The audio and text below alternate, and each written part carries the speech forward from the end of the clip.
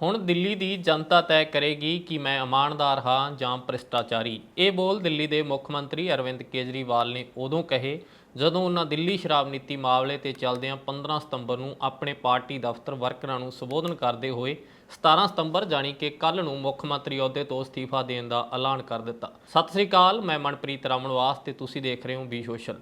ਦਿੱਲੀ ਦੇ ਮੁੱਖ ਮੰਤਰੀ ਅਰਵਿੰਦ ਕੇਜਰੀਵਾਲ ਜੇਲ੍ਹ 'ਚੋਂ ਰਿਹਾ ਹੋਣ ਤੋਂ ਬਾਅਦ ਵੀ ਕੱਲ ਜਾਣੀ ਕਿ 17 ਸਤੰਬਰ ਨੂੰ ਅਸਤੀਫਾ ਕਿਉਂ ਦੇਣਗੇ। ਇਸ ਦੇ ਕਈ ਕਾਰਨ ਨੇ, ਪਰ ਭਾਜਪਾ ਨੇ ਇਸ ਨੂੰ ਲੋਕਾਂ ਤੋਂ ਤਰਸ ਦੀ ਵੋਟ ਲੈਣ ਦਾ ਡਰਾਮਾ ਦੱਸਿਆ। ਇਸ ਤੋਂ ਪਹਿਲਾਂ ਅਰਵਿੰਦ ਕੇਜਰੀਵਾਲ ਨੇ ਅਸਤੀਫਾ 28 ਦਸੰਬਰ 2013 'ਚ ਉਦੋਂ ਦਿੱਤਾ ਜਦੋਂ ਉਹ ਪਹਿਲੀ ਵਾਰ ਕਾਂਗਰਸ ਨਾਲ ਗੱਠਜੋੜ ਕਰਨ ਤੋਂ ਬਾਅਦ ਮੁੱਖ ਮੰਤਰੀ ਬਣੇ ਸਨ।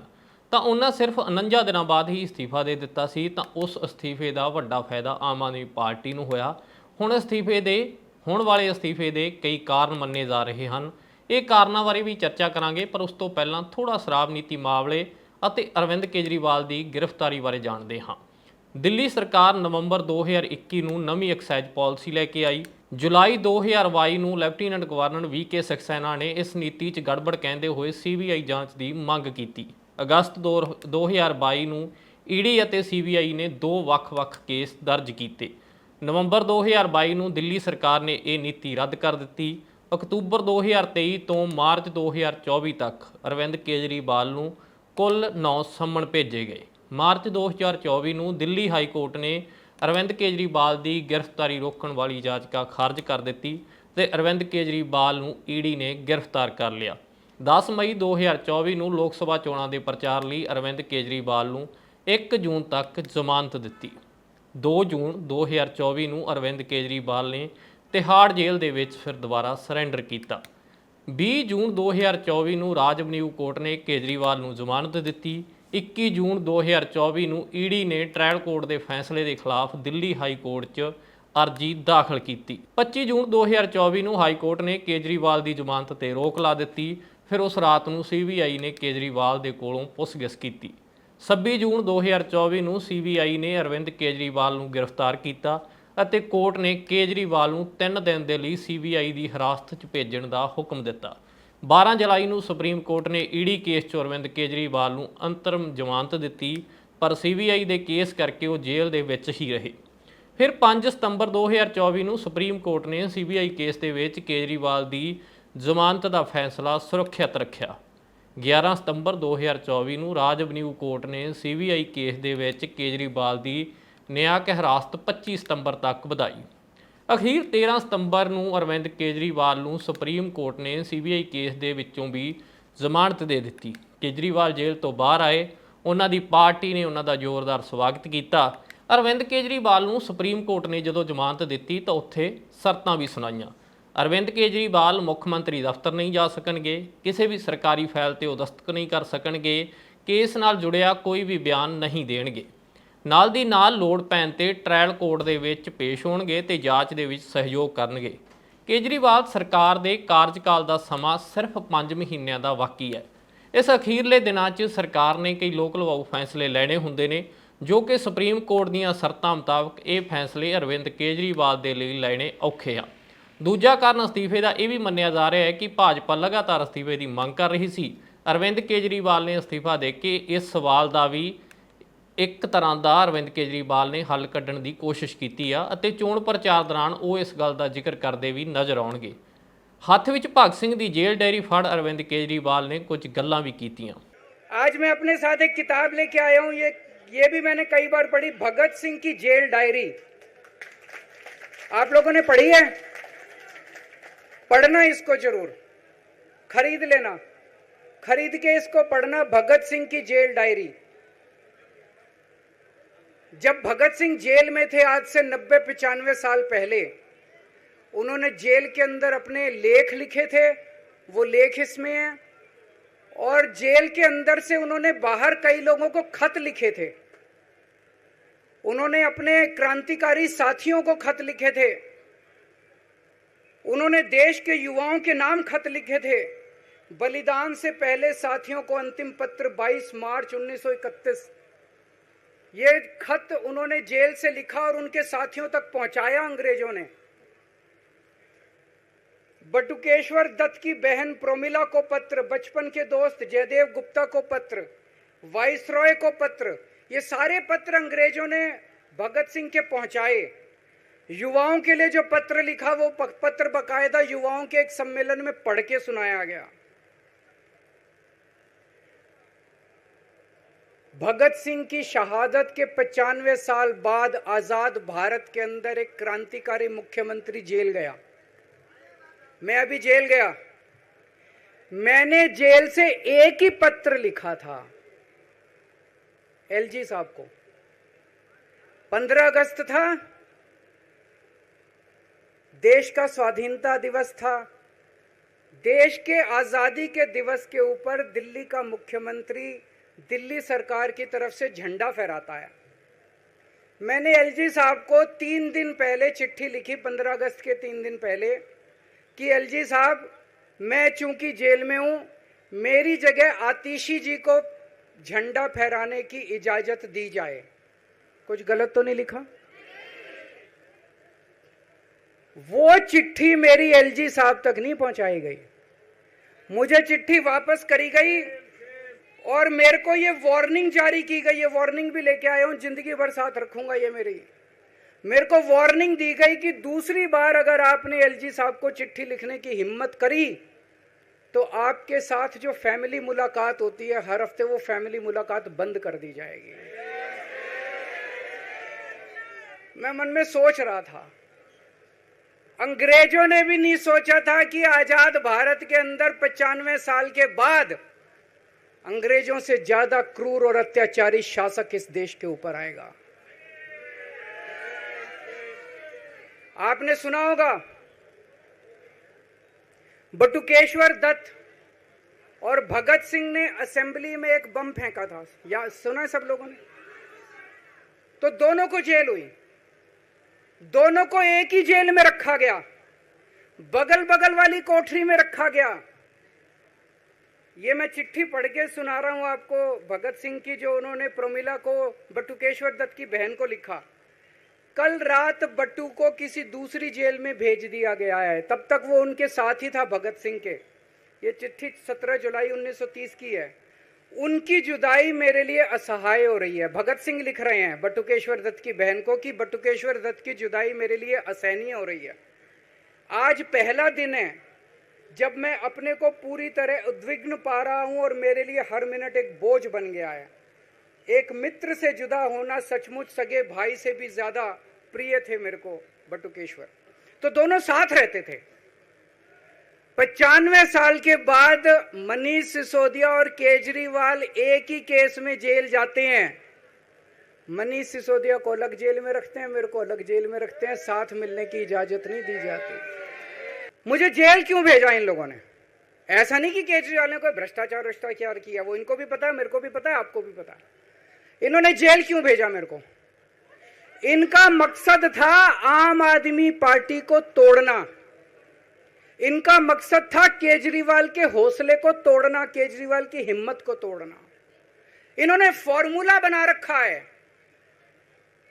आप देख रहे हो किस तरह से एमएलए तोड़ दो, एमएलए खरीद लो, ईडी भेज के डरा दो, सीबीआई भेज के डरा दो, फर्जी केस कर दो, जेल में डाल दो, पार्टी तोड़ दो। महाराष्ट्र में कैसे उन्होंने 2-2 राष्ट्रीय पार्टियां तोड़ दी। पार्टी तोड़ दो, सरकारें गिरा दो और अपनी सरकार बना लो।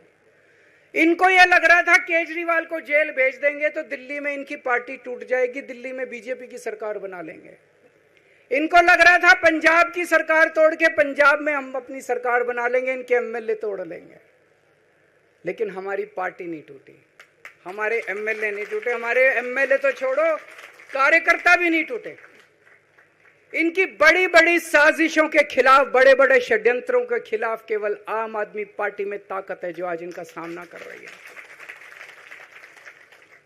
इनको लगा केजरीवाल के हौसले तोड़ देंगे। आज मैं आपके सामने खड़ा हूं और मैं पूरे विश्वास के साथ कह रहा हूं कि जेल के इन 150-200 दिन जो मैं जेल में रहा, इन दिनों ने मेरे हौसले को और 100 गुना बढ़ा दिया है, कम करने की बजाय। ये लोग पूछते हैं कि केजरीवाल जब जेल में था इसने इस्तीफा क्यों दिया, क्यों नहीं दिया? जेल में से सीएम के पद से इस्तीफा क्यों नहीं दिया? मैंने इस्तीफा इसलिए नहीं दिया क्योंकि मैं देश के जनतंत्र को बचाना चाहता था। इन्हें जो इतने फॉर्मूले बना रखे हैं, एमएलए तोड़ दो, पार्टियां तोड़ दो, एमएलए खरीद लो, डरा दो, अब एक फॉर्मूला और इन्होंने नया बनाया है। जहां जहां ये चुनाव हारे वहां वहां के मुख्यमंत्री पे फर्जी केस करके उसको गिरफ्तार कर लो और उसकी सरकार गिरा दो। अगर मैं इस्तीफा दे देता, अगर मैं, हेमंत सोरेन साहब ने इस्तीफा दिया, मैं भी इस्तीफा दे देता, इन्होंने सीतारमैया पे भी अभी केस किया है, सीतारमैया साहब के ऊपर, इन्होंने पिनाराई विजयन के ऊपर भी केस कर रखे हैं, ममता दीदी के ऊपर केस कर रखे हैं। ये एक ऑपोजिशन के मुख्यमंत्री को नहीं छोड़ते, एक एक को पकड़ के फर्जी केस कर करके उनको जेल में डाल देते और एक एक की सरकार गिरा देते। मैं जेल में गया, अभी 10 दिन पहले सुप्रीम कोर्ट की एक बेंच ने पूछा सरकार से कि जेल के अंदर से सरकार क्यों नहीं चल सकती। बड़ा आप लोगों ने अखबार में, सुप्रीम कोर्ट ने पूछा है केंद्र सरकार से कि जेल के अंदर से सरकार क्यों नहीं चल सकती, तो जेल के अंदर से सरकार साबित कर दिया हमने। अब मैं देश के सारे नॉन बीजेपी मुख्यमंत्रियों से हाथ जोड़ के विनती करना चाहता हूं, अब अगर प्रधानमंत्री जी हिम्मत करें आप पे फर्जी केस करके आपको जेल में डालें, इस्तीफा मत देना, किसी हालत में इस्तीफा मत देना। जेल से सरकार चलाना हम सबको मिलकर, ऐसा नहीं कि हम पद के लालची हैं, ऐसा नहीं कि मुख्यमंत्री पद हमारे लिए महत्वपूर्ण है, इसलिए क्योंकि हमारे लिए हमारा संविधान जरूरी है, हमारा देश जरूरी है, जनतंत्र जरूरी है, जनतंत्र को बचाना जरूरी है। इतने भारी बहुमत से जीती हुई सरकार, एक बार 70 में से 67 सीट आई, एक बार 70 में से 62 सीट आई, और आप पकड़ के जेल में डाल दोगे और कहोगे इस्तीफा दे। अगर देश की जनता, दिल्ली की जनता को लगता है केजरीवाल बेईमान है, मैं 1 मिनट के लिए सीएम की कुर्सी पे भी नहीं बैठूंगा, 1 मिनट के लिए मैं बैठने को तैयार नहीं। मैंने अपने जीवन में कुछ नहीं कमाया, मेरा बैंक अकाउंट खाली है, हमारी पार्टी का बैंक अकाउंट खाली है, मैंने जिंदगी में कुछ नहीं कमाया, अपनी इज्जत और अपनी ईमानदारी के सिवा मेरे पास कुछ नहीं आया। इनकम टैक्स में कमिश्नर की नौकरी करता था, 2000 में नौकरी छोड़ के सन 2000 से 2010 तक 10 साल मैंने दिल्ली की झुग्गियों के अंदर बिताए हैं। कुछ महीने दिल्ली की झुग्गियों में जाके रहा मैं, झुग्गी के अंदर, नंद नगरी, सुंदर नगरी की झुग्गियों के अंदर मैंने गली गली में खाक छानी है कि गरीब आदमी रहता कैसे, उसके घर का गुजारा कैसे चलता है। अगर पैसे कमाने हो तो इनकम टैक्स कमिश्नर की नौकरी बुरी नहीं थी। और जब मैंने नौकरी छोड़ी थी तब कोई पार्टी नहीं थी, कुछ नहीं थी, ऐसा नहीं था कि उस टाइम ये था मुख्यमंत्री बनने चला था या कोई पार्टी, कुछ नहीं था, कोई भविष्य नहीं था, केवल देश के लिए जुनून था कि देश के लिए कुछ करना है, देश के लिए कुछ करने हैं। 49 दिन की सरकार के बाद इस्तीफा दिया था, अपने असूलों के लिए इस्तीफा दिया था, किसी ने इस्तीफा मांगा नहीं था, अपने आप इस्तीफा दिया था। आज के तारीख में, आज के जमाने में कोई अपनी चपरासी की नौकरी नहीं छोड़ता। मैंने मुख्यमंत्री की कुर्सी छोड़ी थी, अपने आप छोड़ी थी। ना पद का लालच है, ना दौलत का लालच है, केवल देश के लिए कुछ करने का जुनून है, देश के लिए कुछ करने के लिए आए हैं।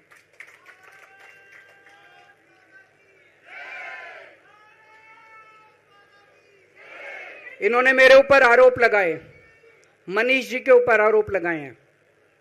इस देश का जो सबसे कठोर कानून है, ईडी का कानून, पीएमएलए, जिसमें बेल भी नहीं मिलती, बेल मिलनी भी मुश्किल है, उसके अंदर हमारे ऊपर तरह तरह के इन लोगों ने आरोप लगाए हैं। कोर्ट से हमको बेल मिल गई, उसके बावजूद आज की तारीख में, आज जो स्थिति है, इससे फालतू कोर्ट और कुछ नहीं कर सकता था जितना कोर्ट ने कर दिया हमारे पक्ष में। हम कोर्ट के बहुत शुक्रगुजार हैं।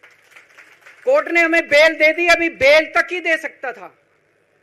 अब ये केस चलेगा। मैंने वकीलों से पूछा, मैंने कहा मेरा दिल कहता है कि जब तक ये मैं कोर्ट से बरी होके ना आ जाऊं तब तक मैं सीएम की कुर्सी पे नहीं बैठूंगा। उन्होंने कहा जी ये 10 साल चलेगा केस, कोई कह रहा है 15 साल चलेगा केस, कोई कह रहा है 20 साल चलेगा केस। तो केस यह भी लंबा चलेगा। आज कोर्ट जितना कर सकता था, कोर्ट ने हमारे पक्ष में निर्णय लिया है, हमें बेल दे दी उन्होंने। ऐसे कानून में जिसमें बेल मिलनी नामुमकिन होती है, उन्होंने बेल दे दी।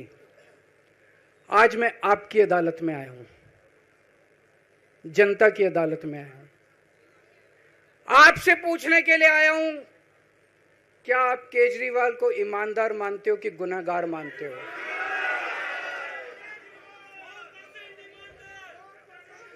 मैं दिल्ली की जनता से पूछना चाहता हूं, मैं देश की जनता से पूछना चाहता हूं कि क्या केजरीवाल ईमानदार है कि गुनहगार है?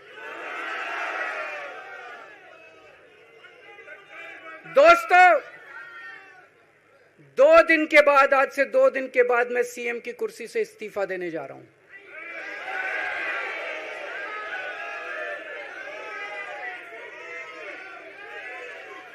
और मैं तब तक सीएम की कुर्सी पे नहीं बैठूंगा जब तक जनता अपना फैसला ना सुना दे। मैं जनता के बीच में जाऊंगा, गली गली में जाऊंगा, घर घर में जाऊंगा, और जब तक जनता अपना फैसला ना सुना दे कि केजरीवाल ईमानदार है, तब तक मैं सीएम की कुर्सी के ऊपर नहीं बैठूंगा।